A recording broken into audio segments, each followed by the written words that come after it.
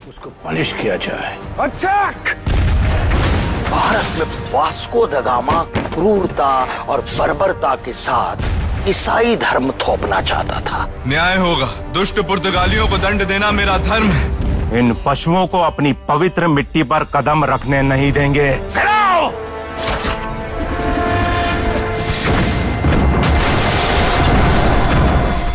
आज मैं भारत के उस महान साम्राज्य के विषय में बात करने वाला हूं जिसके वैभव को देखकर यह लगता था कि वहां साक्षात देवी लक्ष्मी का वास हो। जिस साम्राज्य की शक्ति और समृद्धि अद्वितीय थी। इस साम्राज्य को जीत अर्थात विजय का नगर भी कहा गया था। इसकी राजधानी को आज हम हम्पी के नाम से जानते हैं और इस महान साम्राज्य का नाम था विजयनगर।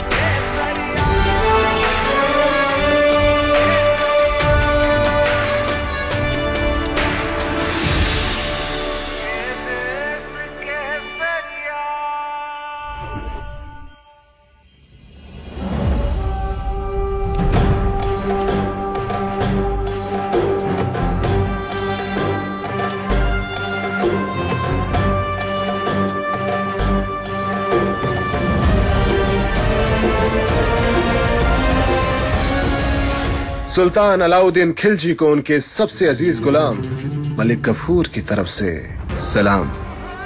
कफूर विश्व इतिहास के सबसे शक्तिशाली सेनापतियों में से एक था। उसका जन्म गुजरात के एक हिंदू परिवार में हुआ था और वो एक किन्नर था। उसे मुस्लिम सेनाओं ने पकड़कर गुलाम बना लिया था और बाद में उसे अलाउद्दीन खिलजी ने खरीद लिया था। आओ आओ मलिक कफूर आओ। तुम्हें देखकर ये खुशनुमा सा एहसास होता है बाखुदा।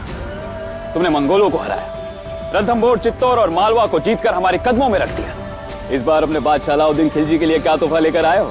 दक्षिण की रियासतें, वहां की रियासतें सबसे ज्यादा अमीर हैं। वहां के मंदिर सोने और मोतियों से भरे हुए हैं। अब बस हमें देवगिरी लूटने का हुक्म दीजिए, फिर उन यादवों को कुचलकर हम आपको देवगिरी तोहफे में देना चाहते हैं। बहुत खूब, बहुत खूब। और तो और, देवगिरी के बाद हम द्वारा समुद्र की तरफ बढ़ेंगे, हौसाल को लूटेंगे, उसके बाद काकतियों को, और अगर किस्मत ने साथ दिया तो पांड्या बादशाह के दोनों बेटों के बीच लड़ाई बढ़ेगी और फिर आप देखिएगा उनमें से एक तो हमें मदुराई जरूर बुलाएगा। मदुराई पांड्यों की राजधानी और मंदिरों का शहर? जी हुजूर। तो ये बताओ कि कांचीपुरम, मदुराई और रामेश्वरम को कब लूटने जा रहे हो? वहां से हमारे लिए मोतियों का पहाड़ और वहां के मंदिरों का चमचमाता हुआ सोना जरूर लेके आना तोहफे में। और हाँ, उनको उनकी औकात जरूर दिखाना।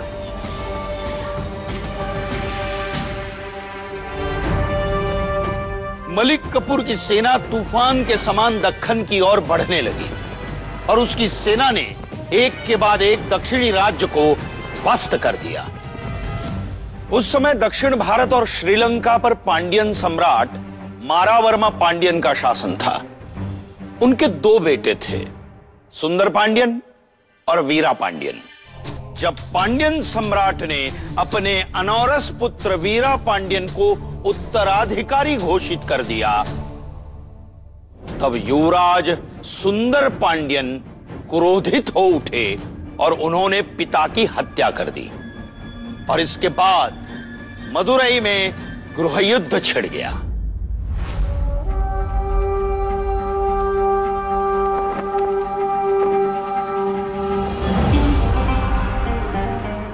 हुजूर, मैं पंड्यन सम्राट सुंदर पंड्यन की ओर से आपके लिए एक संदेश लेकर आया हूँ। हमारे सम्राट चाहते हैं कि आप उनके शहर पर छापा मारकर उसे लूट लें।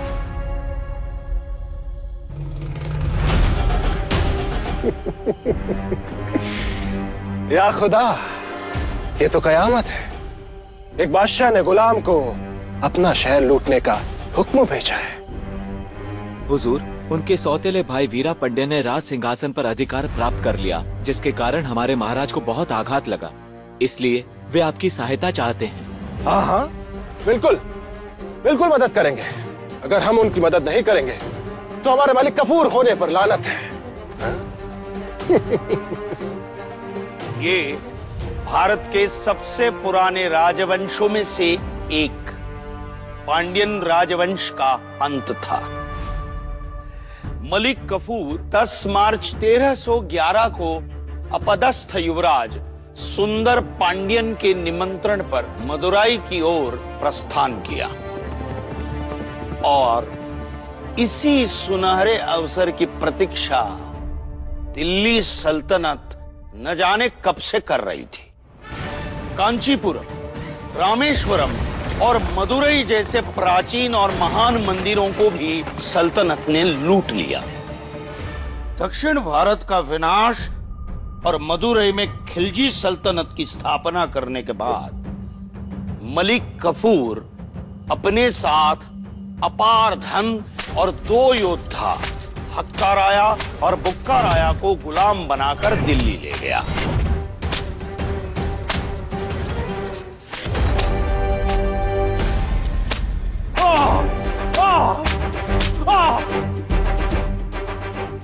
मूर्खों, अगर जहन्नुम नहीं चाहिए तो इस्लाम धर्म अपना लो। आस्था का मूल्य प्राणों से अधिक होता है लुटेरे, परंतु तुझ जैसे अधर्मी को ये बात कैसे समझ आएगी? तो फिर ठीक है, मरने के लिए तैयार हो जाओ। मरना स्वीकार है, परंतु अपना धर्म बदलना नहीं।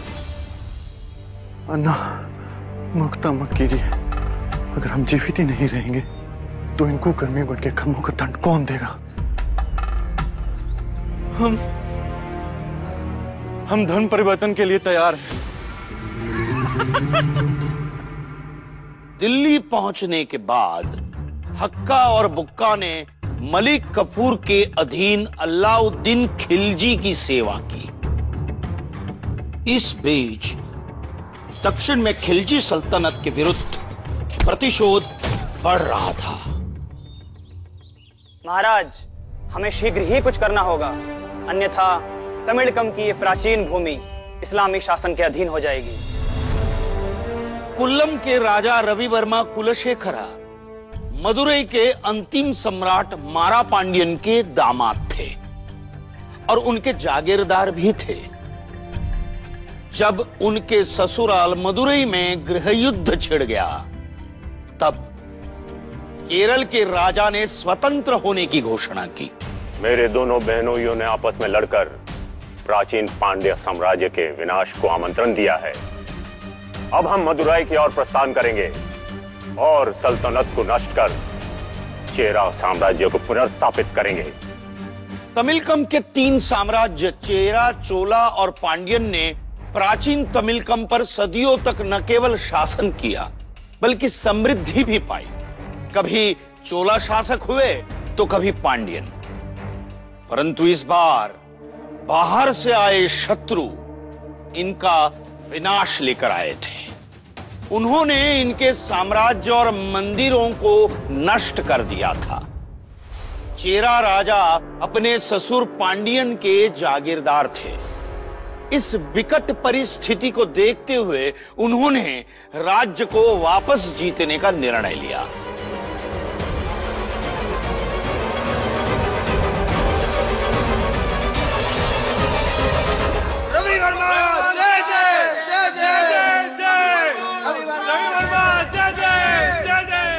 भगवान श्री पद्मनाभ के आशीर्वाद से हमने तमिलकम की भूमि से विदेशियों के अस्तित्व को समाप्त कर दिया। हमने मदुराई सल्तनत को नष्ट कर दिया। इन्हें अत्यधिक सफलता मिली, परंतु सफलता के चरम पर प्राकृतिक रूप से इनकी मृत्यु हो गई। दक्षिण भारत में अशांति छा गई और सल्तनत एक बार फिर मदुरई वापस आ गई। दूसरी ओर मलिक कफूर के लिए भी परेशानी बढ़ चुकी थी। अलाउद्दीन खिलजी की मृत्यु हो चुकी थी और मलिक कफूर ने अलाउद्दीन के नाबालिग बेटे को सुल्तान बना दिया था और उसके नाम पर दिल्ली पर शासन करने का प्रयास कर रहा था। परंतु कुछ समय बाद मलिक कफूर की तुर्की सैनिकों ने हत्या कर दी और इसी अवसर का लाभ उठाकर हक्का और बुक्का दक्षिण की ओर भाग निकले। गुरुजी, हम हिंदू धर्म में परिवर्तित होना चाहते हैं। पर तुम अपना धर्म क्यों बदलना चाहते हो? ईश्वर एक है, सभी धर्म एक हैं। बस तुम अपने धर्म का पालन सही ढंग से करो, फिर तुम उसी ईश्वर तक पहुंचोगे जो तुम्हारे हृदय में है।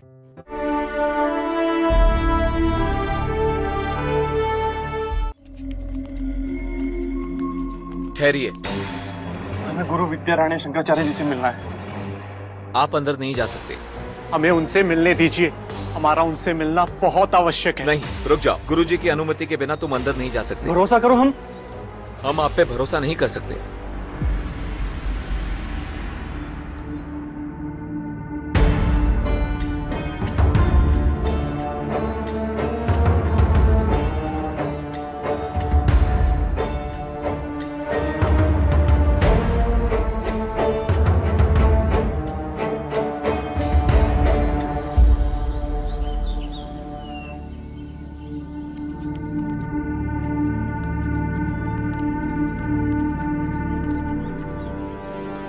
गुरुजी, हम हिंदू धर्म में परिवर्तित होना चाहते हैं। पर तुम अपना धर्म क्यों बदलना चाहते हो? ईश्वर एक है, सभी धर्म एक हैं। बस तुम अपने धर्म का पालन सही ढंग से करो, फिर तुम उसी ईश्वर तक पहुंचोगे जो तुम्हारे हृदय में है। उठो। आप सत्य कह रहे हैं, किंतु यदि कोई बलपूर्वक आपसे आपका धर्म परिवर्तित करने पर विवश करे तो क्या आप उस धर्म का हृदय से पालन कर पाएंगे? नहीं, क्योंकि विवशता को हृदय कभी स्वीकार नहीं करता। वैसे किसने किया है ये घोर अपराध? मलिक कफूर ने। उस दुष्ट ने हमसे हमारा धर्म परिवर्तित कराया। हम वापस से अपना मूल धर्म अपनाना चाहते हैं। गुरुजी, आप ही हमारी सहायता कर सकते हैं। विश्वास कीजिए, हम हिंदू ही जन्मे थे और हिंदू ही बनकर मरना चाहते हैं। मेरा नाम हक्का राया है और मेरे भाई का नाम बुक्का राया है। हम वापस हिंदू धर्म अपनाने के बाद उन सभी हिंदुओं की मदद करना चाहते हैं जिन्हें उस मलिक कफूर ने धर्म बदलने पर विवश कर दिया है।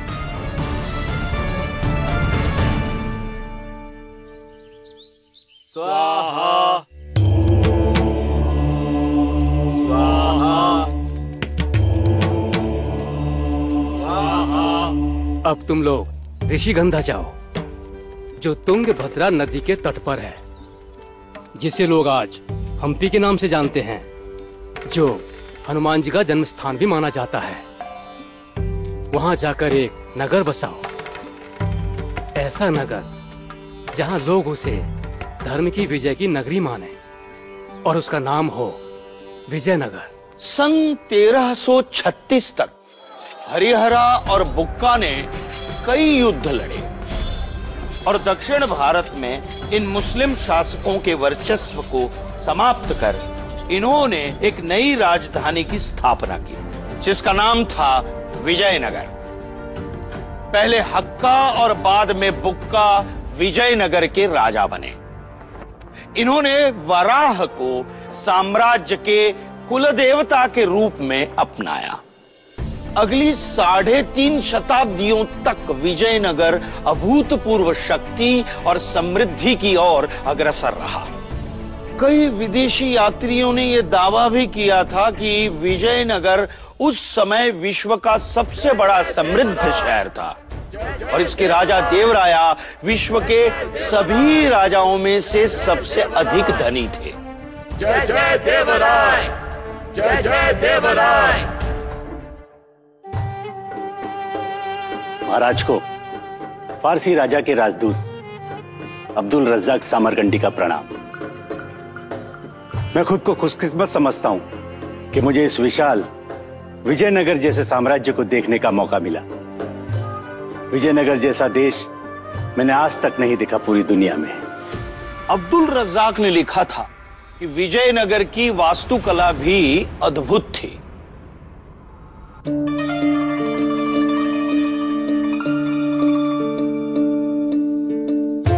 या खुदा, शहर है या जन्नत, हर जगह गुलाब के फूल बिक रहे हैं, जैसे गुलाब के बिना ये रह ही नहीं सकते।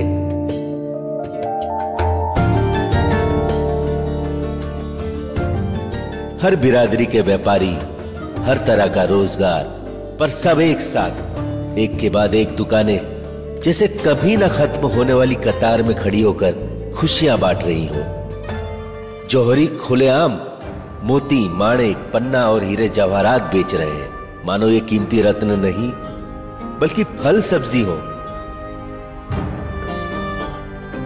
चाहे राजा के महल में तराशे हुए पत्थरों की चमक हो या हीरे मोतियों से रोशन यहां का बाजार, सच है ऐसा नजारा तो सिर्फ विजयनगर में ही मिल सकता है।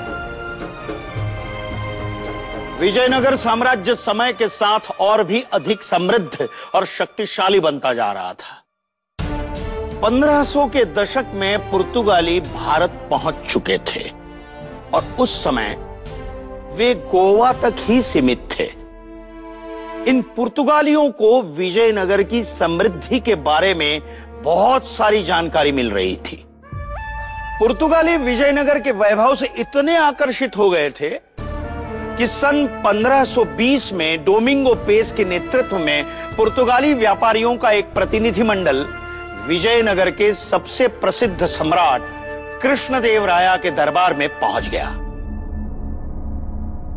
विजयनगर सम्राट कृष्णदेवराय एक सफल सेनापति भी थे, जो युद्ध में अपने सैनिकों का नेतृत्व खुद किया करते थे। और विजयनगर इस मनमोहक शहर की महिमा का वर्णन तो मैं ही करने ही नहीं चाहता, क्योंकि मेरे पाठक सोचेंगे कि मैं विजयनगर की खूबसूरती को बड़ा चढ़ा कर लिख रहा हूँ और मेरे शब्दों पर भरोसा नहीं करेंगे, क्योंकि इस शहर का सौंदर्य अविश्वसनीय है।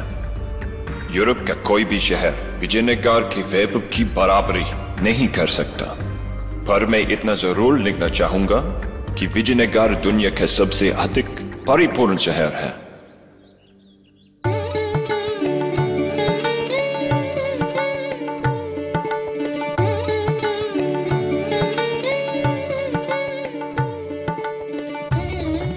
कृष्णदेवराया एक विद्वान व्यक्ति होने के साथ साथ एक नाटककार, कवि और संगीतकार भी थे। वे अपने दरबार में संस्कृत, तेलुगु, कन्नड़ और तमिल साहित्य को बहुत महत्व देते थे। महाराज कृष्णदेवराया ने भारतीय शास्त्रीय संगीत, नृत्य और नाटक को पुनर्जीवित किया। अष्टदिग्गज या 8 महान कवि उनके दरबार को सुशोभित किया करते थे और तेनाली रामकृष्ण उनमें से एक थे। सन 1529 में कृष्णदेवराया की मृत्यु के बाद विजयनगर साम्राज्य में उथल पुथल मच गई। कुछ वर्ष अत्यंत अशांति रही। फिर कृष्णदेवराया के दामाद आलिया रामा राय ने अच्युत राया के भतीजे सदाशिव राया को भावी राजा के रूप में राज सिंहासन पर स्थापित करने का निर्णय लिया और स्वयं राज प्रतिनिधि के रूप में सिंहासन पर विराजित हुए। हमें तुर्की से तोप और अरब से घोड़े मंगवाने की आवश्यकता है, ताकि हम अपने आसपास के सभी शत्रु सल्तनतों को नष्ट कर सकें। महाराज, हमारी रक्षा कीजिए। अब हमारा गोवा में रहना बहुत कठिन हो रहा है। पुर्तगालियों ने अत्याचार की सारी हदें पार कर दी है महाराज।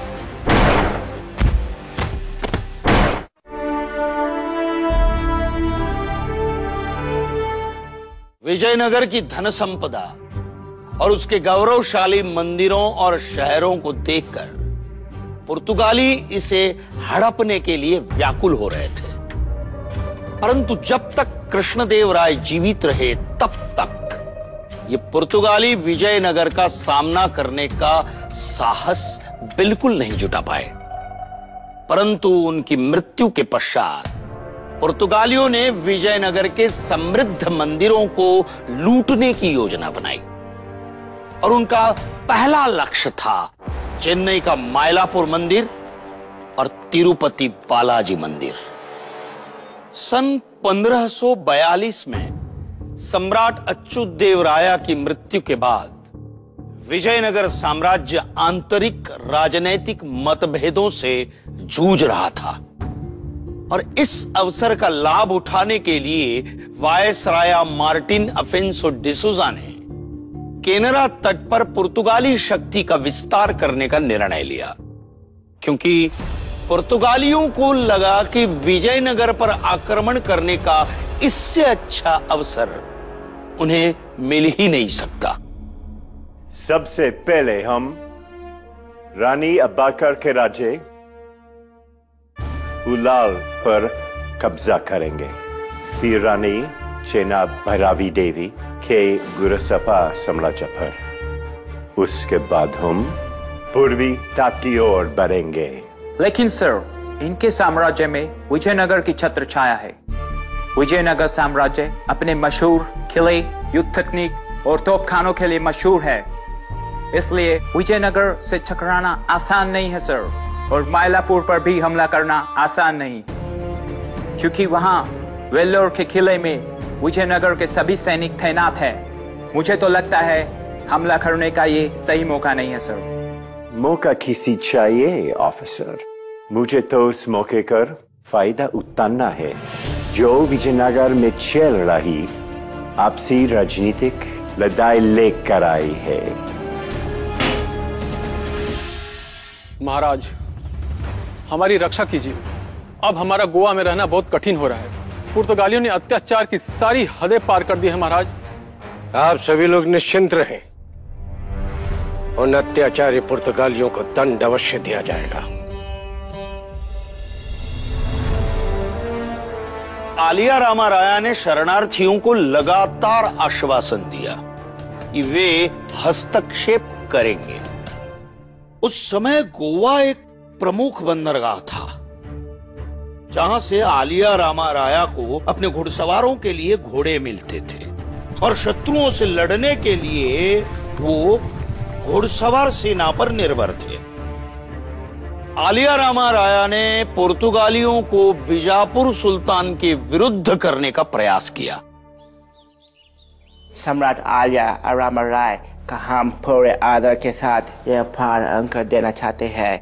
आप बस यह भार उन तक पहुंचा दीजिएगा और उनको कहिएगा बीजापुर के खिलाफ उनके युद्ध में हम उनके साथ हैं। जी जरूर।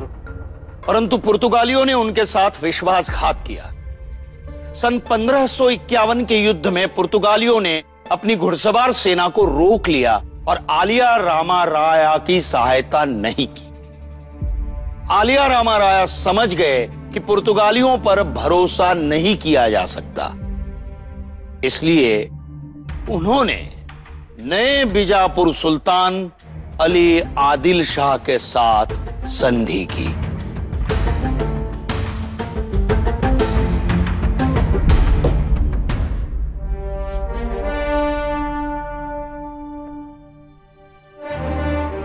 सुल्तान, हमें पुर्तगालियों के विरुद्ध एकजुट होने की आवश्यकता है ताकि हम उन्हें मुंह तोड़ जवाब दे सकें। वो हमारे बीच के मतभेद को अस्त्र बनाकर हमारे ही विरुद्ध प्रयोग करना चाहते हैं। आप हमारी तरफ से बेफिक्र और पुर्तगालियों को उनके किए की सजा दें। हमारा वादा है, हमारी तरफ से किसी भी तरह का खलल पैदा नहीं होगा। सन 1558 में पुर्तगालियों ने निर्दोष जनता पर आक्रमण करके आलिया रामा राया को उकसाने का प्रयास किया।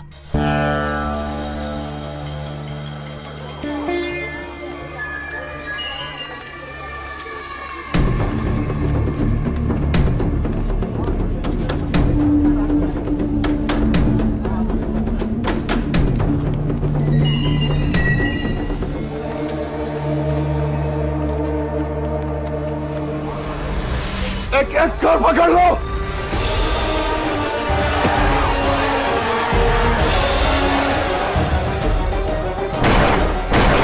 जो बात नहीं मैंने उनको गोली मार दो।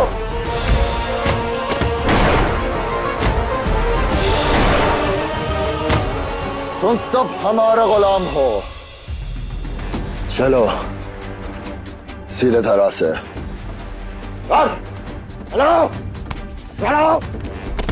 आलिया रामा राया इस आक्रमण का उत्तर दे सकते थे, परंतु वे इतने चतुर थे कि उन्हें समझ में आ गया था कि पुर्तगालियों द्वारा ये अकारण आक्रमण केवल और केवल एक छलावा था और पुर्तगालियों का लक्ष्य कुछ और ही था, इससे कहीं बड़ा और खतरनाक।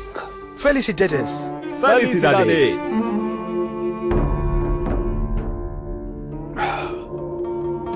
हमारी सेना सबसे पहले माइलापुर जाएगी, फिर कांचीपुरम के मंदिरों को तोड़ेगी, उसके बाद तिरुपति मंदिर को लूटने के बाद ही हम चैन की सांस लेंगे।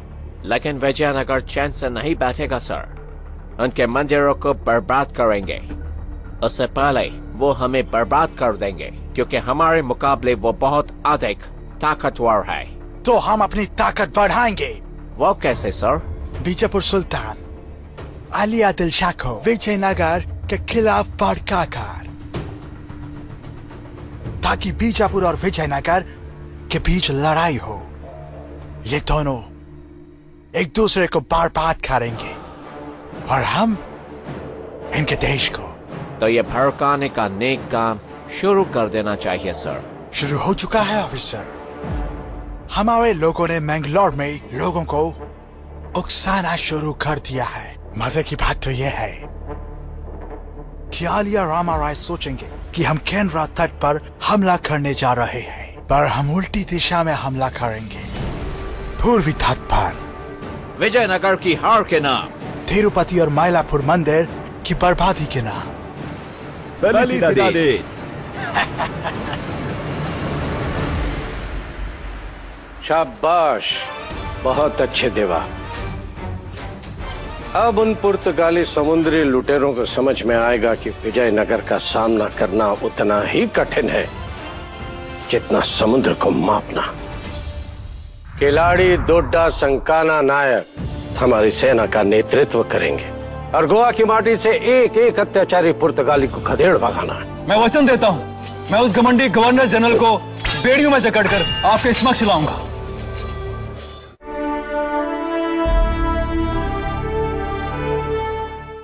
आलिया रामा राया ने पुर्तगालियों के विरुद्ध एक योजना बनाई और अपने सभी जागीरदार राजाओं को युद्ध की रणनीति तय करने के लिए अपने महल में बुलाया। खिलाड़ी डोडा संकाना नायक, आप 20,000 सैनिक, 1,000 घोड़े और 50 हाथियों के साथ हमारी सेना का नेतृत्व करेंगे और गोवा की माटी से एक एक अत्याचारी पुर्तगाली को खदेड़ भगाना। अवश्य महाराज, मैं वचन देता हूँ, मैं उस घमंडी गवर्नर जनरल को बेड़ियों में जकड़कर आपके समक्ष लाऊंगा। और उसके साथ साथ पुर्तगाली के जहाजों को भी रोकना होगा खिलाड़ी नायक। जी महाराज। और ध्यान रहे कि वो अपने सैनिकों या जहाजों को अपने लोगों की सहायता के लिए भेजने न पाए। और मायालापुर के निकट संथोम के पुर्तगाली क्षेत्र तक मुख्य सेना का नेतृत्व हम स्वयं करेंगे। और बीजापुर सुल्तान? सुल्तान ने हमें वचन दिया है कि वो हमें किसी प्रकार से बाधित नहीं करेंगे। हर महादेव!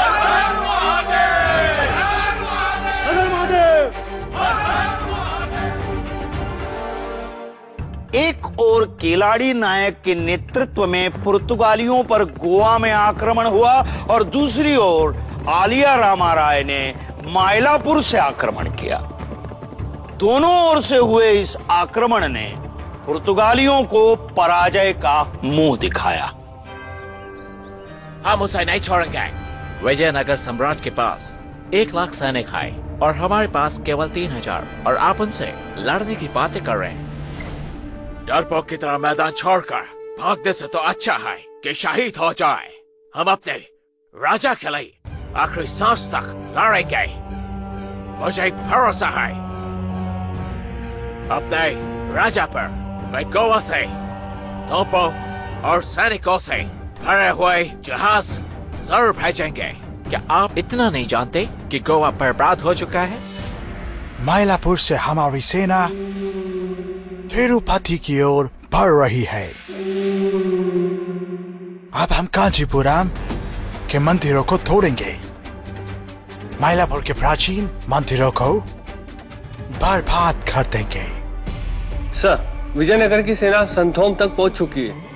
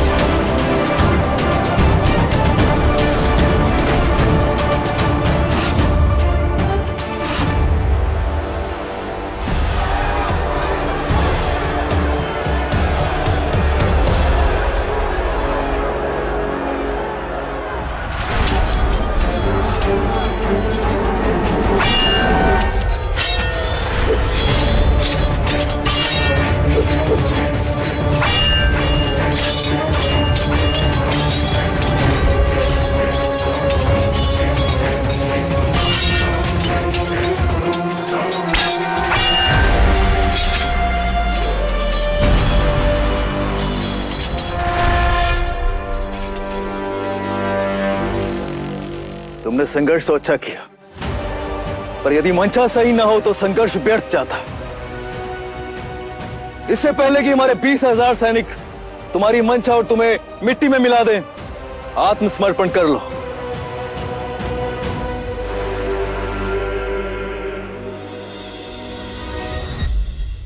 हमारे पास आत्मसमर्पण के अलावा और कोई रास्ता नहीं है।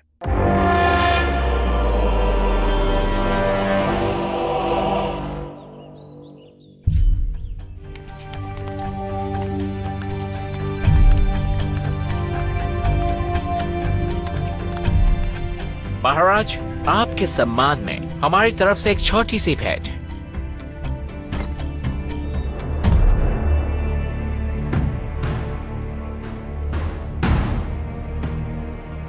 चार 4,000 क्रूसेडर्स, और हम वादा करते हैं कि राष्ट्र या धर्म के नाम पर हम किसी को परेशान नहीं करेंगे, और हमसे जो भी गलती हुई है हमें माफ कर दीजिए। कुछ गलतियां ऐसी होती हैं जिसे क्षमा करना अपने आप में बहुत बड़ी गलती होती है, परंतु फिर भी मैं आपको क्षमा कर सकता हूं। पर क्षति और व्यय का क्या, जो आप लोगों ने अत्याचार करने के कारण हमने अपने सैनिकों को स्थानांतरित करने में किया है। हम सारे शर्तों की पूर्ति करेंगे महाराज। ये 4,000 क्रूसेडर्स की राशि से तो हमारे घोड़े के नाल भी नहीं आएगी। तो आप ही बताइए महाराज, हमें कितने का भुगतान करना पड़ेगा? सोने के 1 लाख पगोडास।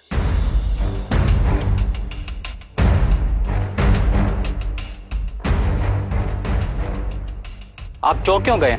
आप सबने हमें जितना लूटा है, ये तो इसका एक अंश भी नहीं है। यकीन मानिए महाराज, जो भी लूटा था उससे हमारे रईसों और नेताओं ने छीनकर आपस में बांट लिया। हम तो आम व्यापारी हैं, हम तो केवल 50,000 क्रूसेडर्स का ही भुगतान कर पाएंगे, और बाकी की रकम अब 6 महीने में चुका देंगे।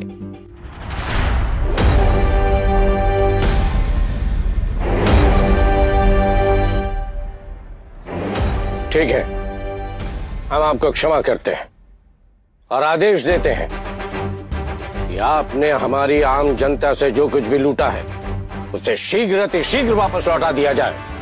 जी महाराज।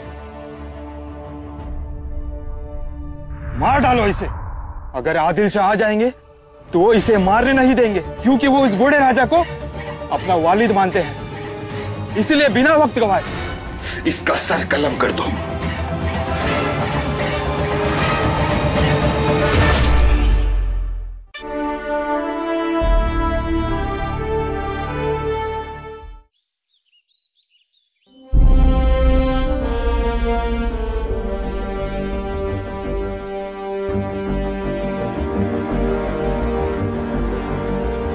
मुझे माफ कर दीजिए महाराज। हमने आपको यहाँ व्यापार करने की अनुमति दी और आप हमारे ही लोगों पर अत्याचार करने लगे। हमने आपको शरण देकर मानवता का धर्म निभाया और आप हमारे ही मंदिरों को नष्ट करने लगे। हम ये गलती कभी नहीं दोहराएंगे महाराज, और हम मुआवजा भी देने के लिए तैयार हैं महाराज। बस एक बार माफ कर दीजिए।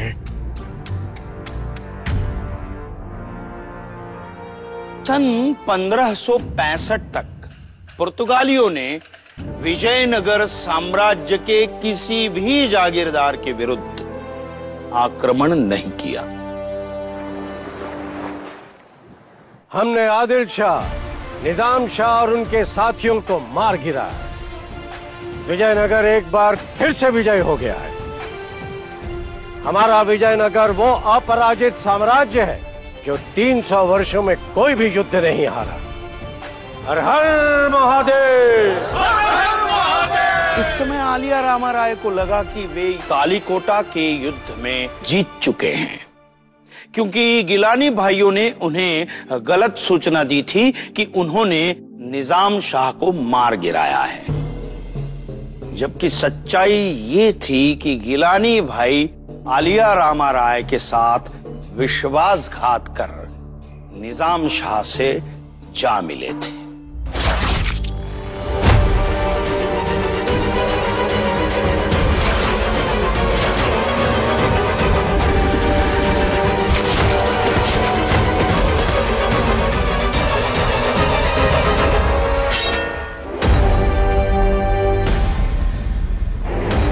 विश्वासघात, ये विश्वासघात है,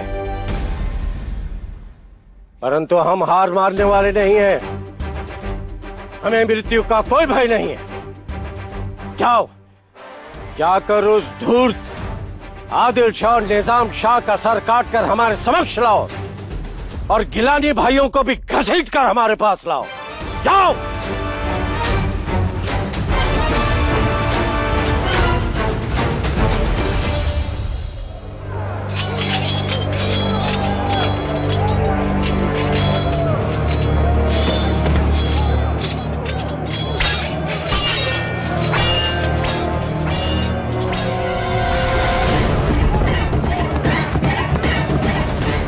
हमें कुछ करना होगा, वरना हम सब खत्म हो जाएंगे।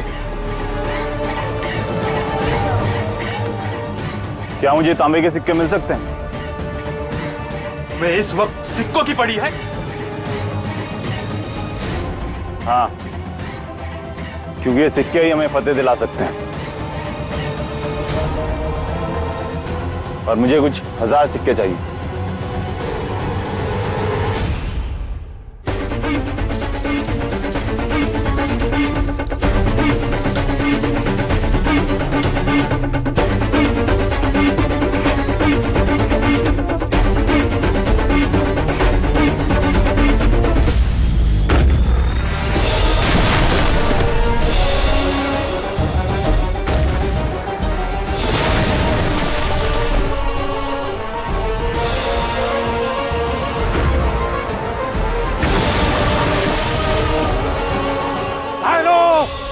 इस प्रकार कहां भाग रहे हो? मत भागो।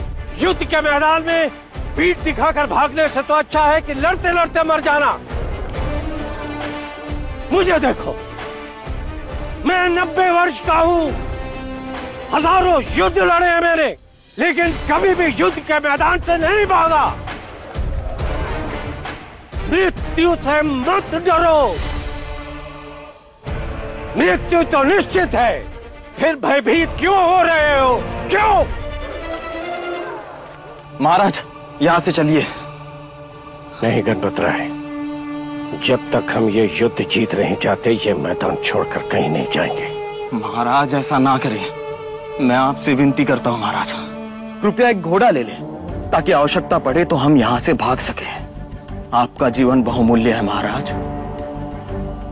जीवन तभी बहुमूल्य होता है जब उसमें कार्ता का कोई दाग न लगे।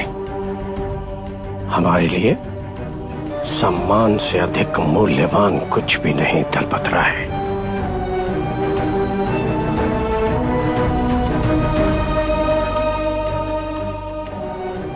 ताज किरातुल मुलुक नामक पुस्तक में रफीउद्दीन शियाराजी ने आलिया रामा राय के अंतिम क्षणों का वर्णन किया है। रफीउद्दीन शियाराजी इस युद्ध के प्रत्यक्षदर्शी थे।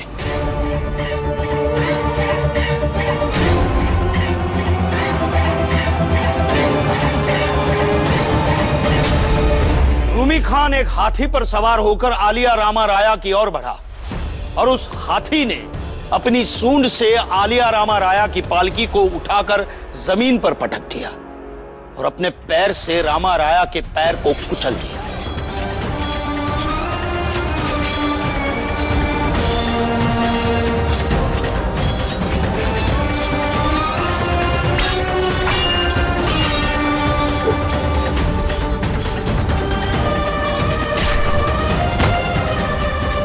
दलपत राया ने आलिया रामा राया को बचाने का पूरा प्रयास किया, परंतु रूमी खान ने दलपत राया को भी मार गिराया।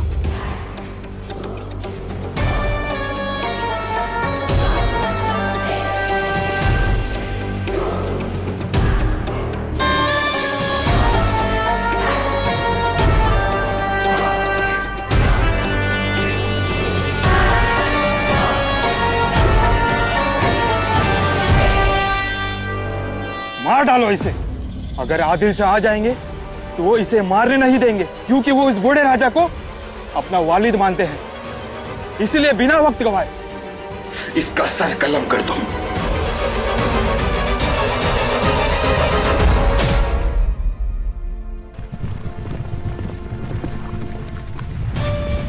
सुल्तानों की सेना ने विजयनगर जैसे महान राज्य को जलाकर खाक कर दिया। ये सुंदर समृद्ध नगर 6 महीने तक जलता रहा। वे अद्भुत मंदिर नष्ट हो चुके थे। वो मनमोहक बाजार ध्वस्त हो चुका था। हजारों लोग मर चुके थे। अगले 1 वर्ष के लिए रामा राया के सिर को नगर के प्रवेश द्वार के सामने प्रदर्शित किया गया और अब पुर्तगाली भी अपने पुराने और गलत रास्ते पर वापस आ चुके थे। इस प्रकार विजयनगर जैसे महान हिंदू साम्राज्य का अंत हुआ था। तालिकोटा के इस युद्ध ने इस गौरवशाली हिंदू साम्राज्य के वैभवपूर्ण 300 वर्षों के इतिहास को समाप्त कर दिया था।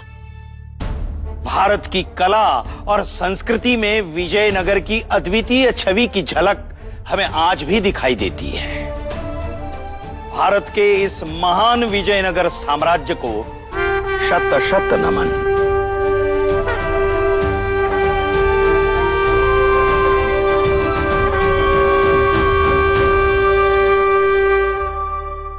शपथ लेती हूँ अम्मा, आपका स्वप्न मैं पूर्ण करूंगी। मैं उल्लाल को कभी भी पुर्तगालियों के अधीन नहीं होने दूंगी।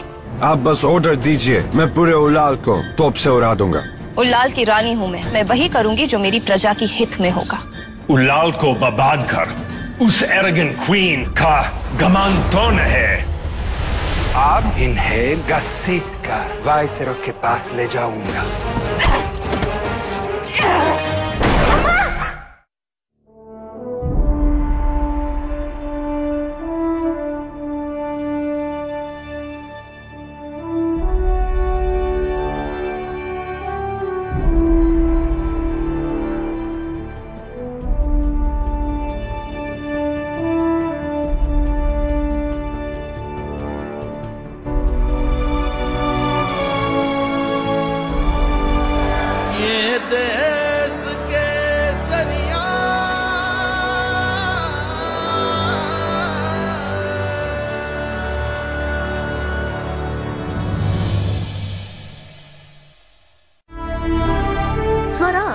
प्रायोजक Amul, the taste of India, Finolex pipes. एक बार लगवाइए और हमारा नाम भूल जाइए। घड़ी डिटर्जेंट, पहले इस्तेमाल करें फिर विश्वास करें। दंत कांति सेंसिटिव, 21 बेशकीमती जड़ी बूटियों से निर्मित, powered by real man deo का जिद्दी perfume in association with IME Ghaziabad NCR। 27 years of excellence in higher education। Suhana मसाले, बनाए पनीर मजेदार। नमस्कार दर्शकों, अभी आपने देखा धारावाहिक स्वराज, भारत की स्वतंत्रता संग्राम की समग्र गाथा का आज का एपिसोड। और अब समय है स्वराज क्विज का। स्वराज क्विज के अंतर्गत आपसे हर एपिसोड के अंत में 3 सवाल पूछे जाएंगे। सही जवाब चुनने के लिए आपको 4 विकल्प दिए जाएंगे, जिनमें से आपको एक सही विकल्प चुनना होगा। जी हाँ, आपने सही अनुमान लगाया। हमारे आज के सवालों के सही उत्तर टीवी पर दिखाए गए आज के एपिसोड में ही कहीं छिपे हुए हैं। तो आइए शुरू करते हैं स्वराज क्विज। स्वराज धारावाहिक के पिछले एपिसोड में हमने आपसे 3 सवाल पूछे थे, जिनके सही उत्तर के साथ हम सवाल दोहरा रहे हैं। हमारा पहला सवाल था, जामोरिन राजाओं द्वारा किस राज्य पर शासन किया गया था, और इसका सही उत्तर है कोझिकोड। हमारा दूसरा सवाल था, यूरोपीय देश भारत से किस मसाले का व्यापार करना चाहते थे, और इसका सही उत्तर है काली मिर्च। हमारा तीसरा और अंतिम सवाल था कि चेरामन क्या है, जिसका सही उत्तर है तलवार। हमें बहुत खुशी है कि आप सभी दर्शकों ने बहुत उत्साह के साथ स्वराज क्विज में हिस्सा लिया, और लकी ड्रॉ के माध्यम से जिन 10 भाग्यशाली विजेताओं को चुना गया है, उनके नाम हैं, दिल्ली से हैं हर्षित चतुर्वेदी। हमारे अगले विजेता हैं उत्तर प्रदेश से पंकज कुमार गुप्ता। हमारे तीसरे विजेता हैं राजस्थान से अशोक कुमार बाटर। हमारे अगले विजेता का नाम है महाराष्ट्र से मिलिंद पाटिल। कर्नाटक से हैं कार्तिक HP। गुजरात से हैं सुनीता बेन जयंतीबाई सोलंकी, और असम से हैं अंश गंगवार। हमारे अगले विजेता हैं हरियाणा से दैविक सक्सेना। मध्य प्रदेश से हैं हीरालाल लोधी, और हमारे अंतिम विजेता हैं मणिपुर से अरवा भाई खांजीवाला। दूरदर्शन परिवार की ओर से आप सभी विजेताओं को हार्दिक बधाई, और जिन लोगों ने स्वराज क्विज में हिस्सा लिया, हम उनके उज्जवल भविष्य की कामना करते हैं। आइए अब बढ़ते हैं हमारे आज के स्वराज क्विज के प्रश्नों की तरफ। स्वराज क्विज का पहला प्रश्न ये रहा आपके टीवी स्क्रीन पर। विजयनगर साम्राज्य की राजधानी का नाम क्या है? इसके 4 विकल्प हैं। A Pataliputra, B Calicut, C Cherrapunji, और D हम्पी। और इन 4 विकल्पों में से आपको चुनना है एक विकल्प सही जवाब के रूप में। और अब आगे बढ़ते हैं स्वराज क्विज के दूसरे प्रश्न की ओर। मंदिरों का शहर किसे कहा जाता है? इसके 4 विकल्प हैं। A Gujarat, B Odisha, C Madurai, और D उज्जैन। और इन 4 विकल्पों में से आपको चुनना है एक विकल्प सही जवाब के रूप में। और अब आगे बढ़ते हैं स्वराज क्विज के तीसरे और अंतिम प्रश्न की ओर। हमारा तीसरा प्रश्न है, कवि तेनाली रामा किस राजा के दरबार में थे? इसके 4 विकल्प हैं। A Vikram Dev Raya, B जीवा पांड्यन, C कृष्ण देव राया, और D मारावर्मा पांड्यन। और पहले की ही तरह इन 4 विकल्पों में से आपको चुनना है एक विकल्प सही जवाब के रूप में। अगर आपने स्वराज धारावाहिक की आज की कड़ी ध्यान से देखी है, तो आप इन सवालों के जवाब बहुत ही आसानी से दे पाएंगे। स्वराज क्विज में हिस्सा लेने के लिए स्क्रीन पर दिखाए जा रहे mygov.in के लिंक पर जाएं, या फिर स्क्रीन पर दिखाए जा रहे QR कोड को अपने मोबाइल फोन से स्कैन करें, और ये आपको mygov.in के लिंक पर ले जाएगा।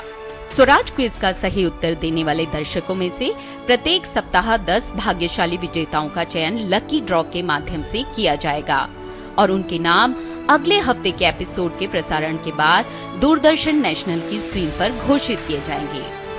सिर्फ यही नहीं, हर स्वराज क्विज के प्रतिभागी को उनकी भागीदारी के लिए ई प्रमाण पत्र से भी सम्मानित किया जाएगा। तो अब इंतजार किस बात का? स्वराज क्विज में भाग लें और पाए मौका दूरदर्शन के ई प्रमाण पत्र को प्राप्त करने का। और अपना नाम पूरे भारतवर्ष में दूरदर्शन की स्क्रीन पर घोषित होते हुए देखने का। हमारी अगली मुलाकात तक देखते रहिए दूरदर्शन नेशनल। नमस्कार।